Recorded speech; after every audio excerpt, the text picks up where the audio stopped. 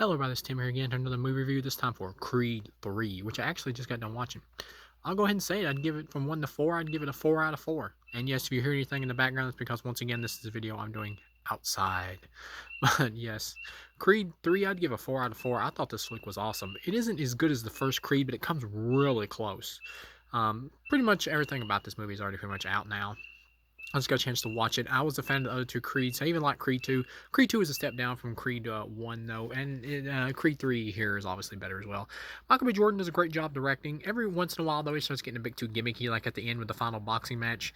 He starts like having prison bars, stuff like that, pop up to try to do like this psychological, artistic type thing or whatever with it, to try to amp it up, because this is like the 7th or 8th like Rocky Universe movie.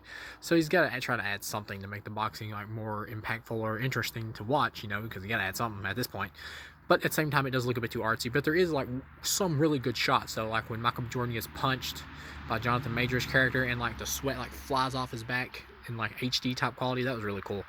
You got Jonathan Majors, who plays this dude who was like friends with Adonis when he was little, and they used to like get beat on by this dude, and he pretty much like helped him out and started beating the shit out of the dude, and Adonis just managed to run away, and so he got arrested and went to prison pretty much for a long ass time, and Adonis like never wrote him or anything like that, even though he helped him out. But you find out later in the movie, of course, didn't get a chance to, because the mom like hid the letters because she's seen how corrupt Jonathan Majors' character was becoming in prison and all that. But once he gets out, though, he wants his shot at the title. That he feels like he's owed, and he feels like Adonis owes him. I'll say this: they could have went further with like the whole like him owing him thing and all that. They should. It would have been more impactful, like dramatically, if what it was is like Adonis had committed a crime, like an actual real crime or something, and like Jonathan Majors had like took the rap for him. That would have been even more impactful and made you really sympathize with Jonathan Majors' character even more, because you do sympathize with him, and the movie plays it really well.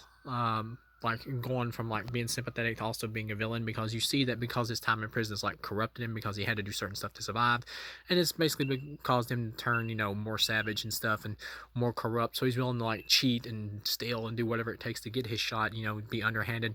So it makes him a villain by default, but at the same time he's a sympathetic villain because you can understand where he's coming from. And then by the end or whatever, after Adonis like finally has to fight him in the ring, because he's going to end up challenging Creed, or Baby Creed, that Michael B. Jordan hates to be called. He's going to end up challenging him. By the end, after they fight and everything, you get the sense that they're going to work things out. Like Michael B. Jordan comes there and talks to him and tells him he's sorry and everything for not keeping in contact with him and all that.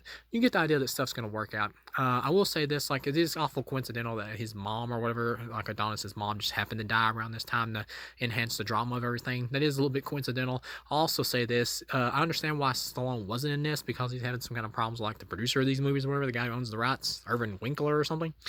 But at the same time, it did feel extremely weird that Rocky was not even really mentioned hardly at all, like one brief mention at all. It did feel really weird that he wasn't. I guess they didn't want to lay down any like concrete rule about what happened to Rocky or whatever, in case Stallone was to come back for Creed 4 or whatever. I'll also say this: I like the emphasis on the daughter in this, because it added like a sense of warmth and family to the movie, with like Adonis like teaching his daughter how to fight and stuff. That was cute, and it really worked here. I'll also say this: the movie is still, even though it's told really well, it is still like slightly stale, because this is like the 7th or 8th movie in the Rocky universe. There's only so many different ways you can do these drama type movies with the boxing mixed in. There's only so many ways you can do them, to the point where certain things are just predictable. Like, Adonis is going to win at the end. You know what's going to happen here. So it does start to be a little bit too predictable. But overall, though, I really enjoyed this. I remember Stallone, I think he mentioned something like the script being too dark or whatever. This movie's somewhat darker than some of the other Rocky movies, but not really. It still has that same like uplifting message and tone to it and feel overall. So this is still just like another typical Rocky Universe movie, really. I don't know what Stallone was talking about, this being like super dark or whatever. It's got some more matureness to it, but it's not like overly super dark or nothing. But yeah, overall, 4 out of 4. This was awesome. Easily the second best Creed movie. Michael B. Jordan does a great job directing. He does get a bit too artsy and too stylized at certain points, but overall, this is a 4 out of 4 great flick. And Jonathan Majors does a great job here, just like he also did in Ant-Man. And apparently he's probably never going to act again because of his real life situation, but that's a whole other thing. But yeah, overall, 4 out of 4. I really enjoyed this, and I can't wait to pick it up on DVD. So thank you guys for watching, and I'll see you again.